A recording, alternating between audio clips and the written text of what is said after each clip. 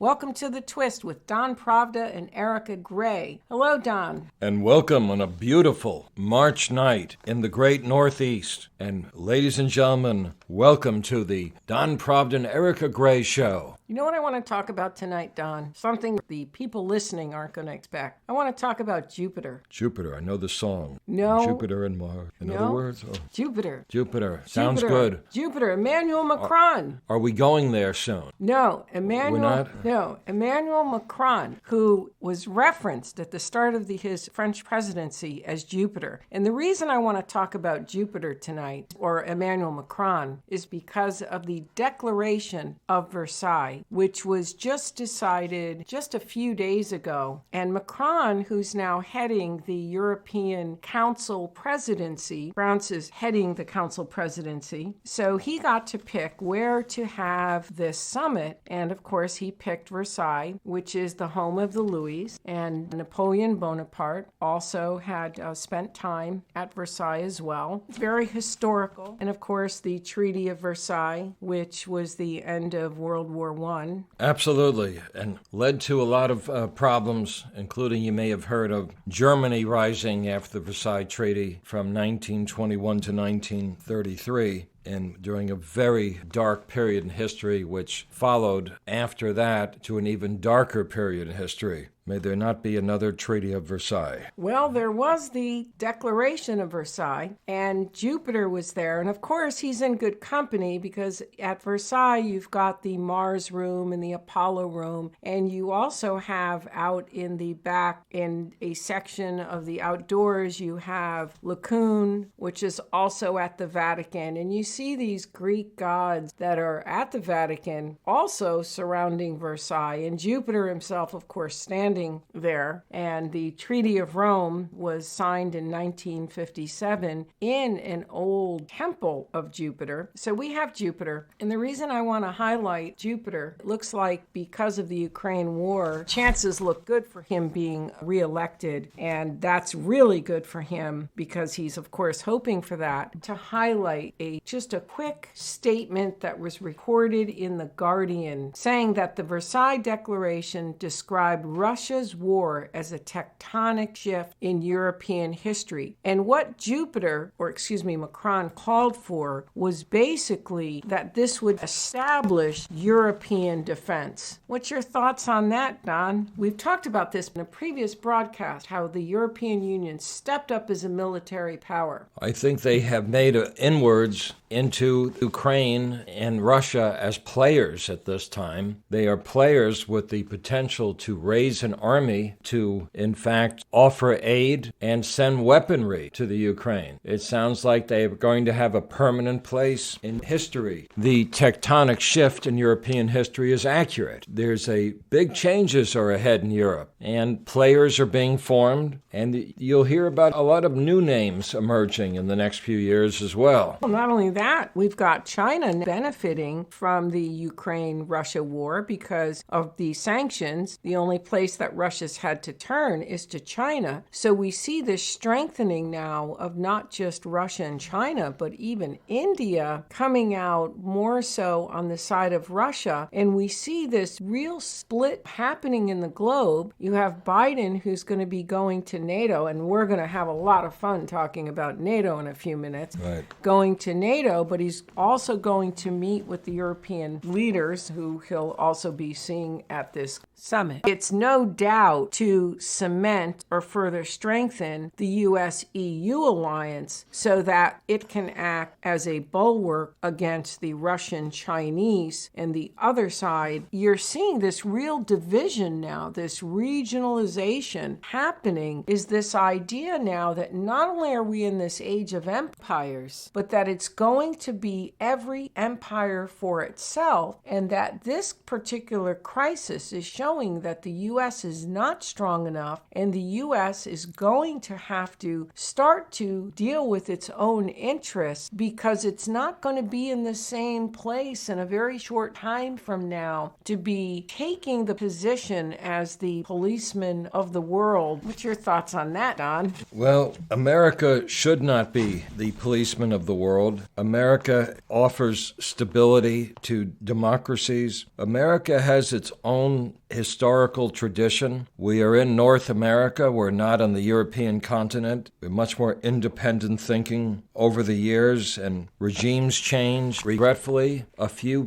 people have been assassinated over the years. Our presidents, we know, but America is not in the first position in the world anymore. They are moving downward a bit. This is very well known. Other countries are very aware of this. And we're probably in the realm of a third or fourth power in this universe. And that can change. Don't feel everything's locked in. Now, let's talk about NATO. If you look at the Secretary Generals who have been Secretary General of NATO, what's interesting about this is that several of them have been European federalists, but also several of them have been anti-NATO and were known as speaking out against NATO. I remember when Xavier Solana was the Secretary General, and it was well known that he did not like NATO, and yet he was now its Secretary General. And we're going to blow a little whistle on Jens Stoltenberg right now, who is the Secretary General of NATO, because in Norway many years ago, he was also against NATO, and there was a song apparently that he made up about leaving NATO, that they should leave NATO, Norway. So why is it NATO is getting these Secretary Generals who are not completely pro-NATO, who at one time were against NATO, or they're European federalists where they're working on the European Union building its own empire and building its own army? And by the way, this whole thing with the army has been in the works for about at least 3 decades. So this is 30 years, an evolution little by little. So what's up with NATO? I know you don't like NATO, you feel it's failed, but if anything shows it's a failure, why these particular Secretary Generals? About this as an idea. The sides come together with Mr. Zelensky, Mr. Putin, perhaps brokered through Israel and our American friends, and they simply say, well, this country, the Ukraine, does not have to be in NATO. Is it so important? Is it life and death that this country be in NATO and we could resolve the differences between Russia and the Ukraine? Of course, Mr. Putin is very concerned about his strategic land,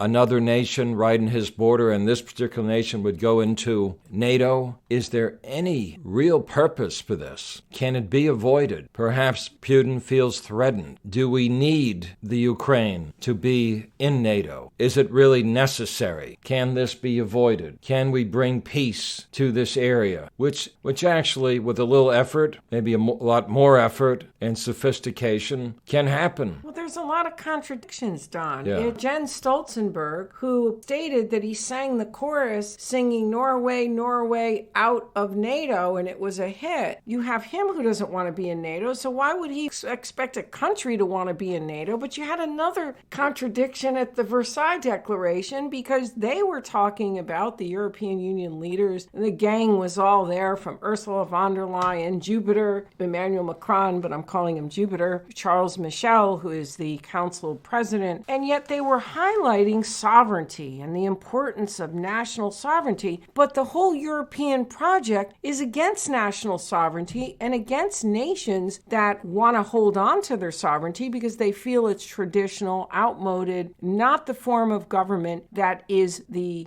kind of government that is effective today. The nation state is traditional, outmoded, and cannot handle the challenges in this world, yet they're talking about sovereignty, just like Jens Stoltenberg is talking about NATO, but he sang the song and the words were singing Norway, Norway out of NATO. I mean, what's up with all these contradictions? You know what? I think it's when something serves their purpose. I think maybe the declaration at Versailles and they're highlighting the sovereignty and the importance of sovereignty because now it's suiting their purpose. But what's Jens Stoltenberg heading NATO for when he would sing such a song? All these contradictions, Don. And he sings a song. I want to talk about something that's very important happening in the Ukraine, in that the Russian troops have moved into the Ukraine. Ukraine has been leveled, bombed. Millions of people now, refugees, have left the nation. But here's a very important piece of information. Let me quote the Prime Minister Naftali Bennett of Israel. He implores the Ukrainians and Israelis living in the Ukraine to please leave at this time. Come home, he said at the start of a cabinet meeting. Don't take an unnecessary risk. Don't wait for the situation which you'll really want to return, and it will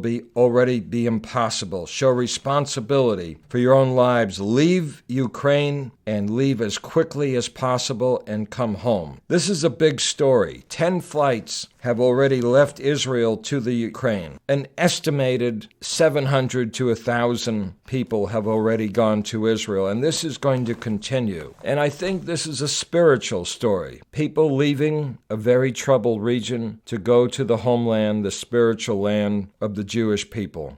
And let's watch this story and watch it grow. And you'll see continually more people applying to live in Israel. And soon, in fact, to travel to Israel once again and visit. What's also interesting about Israel is that you have, for the first time, Israel has always been known as the place of conflict between the Palestinians and the Israelites. And yet, Israel is now acting as a peace broker in the war between Russia and Ukraine. It's pretty notable that the country, which many have viewed as having conflict that needed to be resolved, is now standing up to help resolve a major conflict or a major war. What's your thoughts on Israel now acting as a peace broker? Israel is on the front stage now. They're on the Broadway stage. It's not off-Broadway, it's Broadway. People are looking to Israel for answers, for results. They have the intelligence. They have the ability to bring nations together. This could be done in Jerusalem, and it can be done. In fact, this would be a good time on the calendar as we're about to celebrate Purim. We continue to be in the month of Adar. This is a triumphant time in the history of the Jewish people, and I'm certain if this could come about with the Russians, the Ukrainians, the Americans, let's emphasize the Americans at the table, this can get done and the killing can stop. And of course, I believe in Israel. I believe its ability, its resources, its education, and its global ability to bring people to Israel, to the table. Also, you've got to hand it to Bennett. Bennett is making Israel look very strong by taking this position as peace negotiator. How do you feel Bennett is appearing as a leader in this? He is appearing as a leader. He's serious. He sees opportunity, and Israel will accept non-Jews from the Ukraine as well, but he sees a future from Israel and sees people from all over the world eventually coming to Israel. The state is actually preparing for millions of people to live in Israel in the future. I didn't say thousands, I said millions of people. The country is confident that they can bring in a lot of new people. There's a bright future. There'll be spiritual wonders. History is going to be made. So watch Israel. A lot is happening. They can negotiate this peace. And of course, there are a lot of Jewish people in the Ukraine. Perhaps they're seeking a new homeland, and they would be welcome. Well, another thing I'd like to talk about is the boost to China's currency and its companies. Again, because of the Russia-China, not only the alliance, but because of the sanctions. And it appears that the sanctions are having a real boomerang effect. You have of course, gas prices and inflation in the United States now that's increased because of the sanctions. And what I find odd, though, is there was a newsletter from the George W. Bush Foundation. A Republican wrote an opinion piece about how we Americans should willfully want to pay the high gas prices and the high prices at the supermarket so that we could enlist ourselves in our own sacrifice in this war. what was amazing was this was coming from a conservative, from a Republican individual, and yet Guy Verhofstadt, who I actually had the honor to meet in Rome, Guy Verhofstadt, who is Europe's most notable liberal, most liberal politician, but yet he's also a power politician. Mr. Verhofstadt was also asking the Europeans, or stating to the Europeans, the exact same thing of more or less swallowing these gas prices so that they could crush Russia. I find it amazing that for all the infighting, and you speak more, Don, on the U.S. politics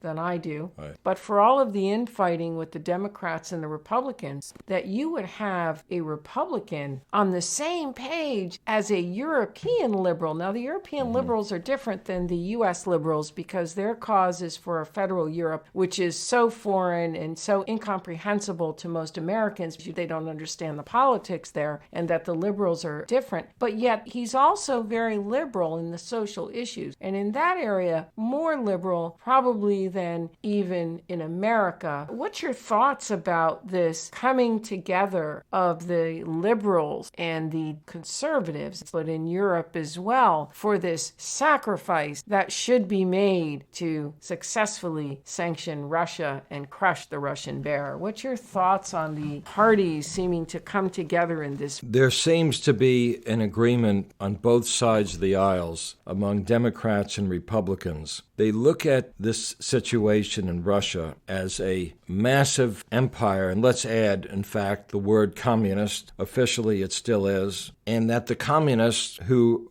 own an empire led by a dictator is trying to destroy a country nearby named the Ukraine. However, they have history together since the 7th century. They are not totally a separate group, but they want their own nation. However, the parties look at it as if this is a wounded country that wishes autonomy, sovereignty, and the right to free speech, and it's being squashed. So therefore, these different factions at this time are getting along quite well together. They are making aid packages, and they're at this time writing new bills and finding a way to help the Ukraine people. Basically, what you're saying is they're pretty unified. But when you talk about the free speech, that's also been whittled away in the United States, because you now have the major social networks that are censoring and taking down many channels. And if they feel you're not speaking on the right side of this issue, you will be censored in the United States. I've heard of people talking about the censoring that takes place in Russia, but we also have it here. And I'm finding that there's a lot more similarity, I think, than what people realize. I think even between the Republicans and Democrats, especially on the issue of Russia, they're really both on the same page. The conservatives are even with the European liberals. Is that a good thing that for once the Republicans and the Democrats have united? It is a good thing. It's a show of support. And by the way, if you didn't know this before, the Democrats and the Republicans are cut from the same cloth. You just can't feel as a child that they're different entities. One is red and one is blue, and they all think alike. They all do not think alike. They are part of parties. However, there is also mutual agreements they can make, and that's a lot of power to get along, to be on the same page as each other. And this was done. It's quite well known. When Reagan became president, he had Tip O'Neill as the leader of the Congress, and they had different ideas. They were obviously different parties from different regions of the country, and that Mr. O'Neill was, of course, Boston Irish and a true leader and very well known and entrenched in his party. However, they got together, and even Vice President Cheney at the time said it was a phenomenal 4 years. 4 years of negotiations and compromising, and a lot got done. It was as simple as that. And that's what made it a very dynamic 4-year term for President Reagan. Well, I have have to say, I don't know that I agree. I think it would be better for the two parties to really have different stands on the issue because there is other opinion. And we talked about last week John Mearsheimer's commentary, and his was just fantastic on how the West created this problem. And also, it goes back to the issue of NATO, which was the one thing that Vladimir Putin was asking for a concession on for him to pull troops out. And there's just something seriously wrong with the person who is heading NATO singing songs against NATO, but yet when Russia has this concession that it demands, this line in the sand, and it's a neighbor of Ukraine's, and Ukraine is a strategic interest for Russia, and it asks for the country to not become a member of NATO, but yet the person who is saying it has every right to become a member of NATO is singing songs about how Norway should be out of NATO. There's just something wrong with this picture, Don. The whole picture is off. Then you have the Versailles Declaration, and they're the first individuals who talk against national sovereignty because they want more power in Brussels, but now all of a sudden, in the case of Ukraine, sovereignty is paramount. Well, that goes against the unity of the European Union in handing over the power to Brussels so that Brussels could now make the rules. It's just all miscombobulated, and somehow we got to figure it out. Okay. Well, we'll play cards and we'll eat popcorn and we'll figure out what we can do about all this. But I think until next time, I should maybe say to you all, till next time, God bless. But I think we've spoken enough on it tonight. And Don, your final words? The world is spinning. The world is not staying in place. There's an enormous spiritual shift. You can feel it now in the air. You feel it when you read the news, you watch television. Things are changing, and they're changing fast. And a lot of nations are jockeying for power. In the case of Russia and Ukraine, it is a land war. Russia wants the Ukraine the way Peter the Great wanted the Ukraine and feels he deserves to have it. So will Taiwan be invaded by China? That's a mystery. What is going to happen in the Middle East? What's going to happen in Yemen with the Houthis and the Iranians? How close are they in a war that will escalate? Israel is strong, but Israel is watching. And I want to thank our friends out there, and thank you for your time and attention, and have a blessed good night and week, and happy Purim.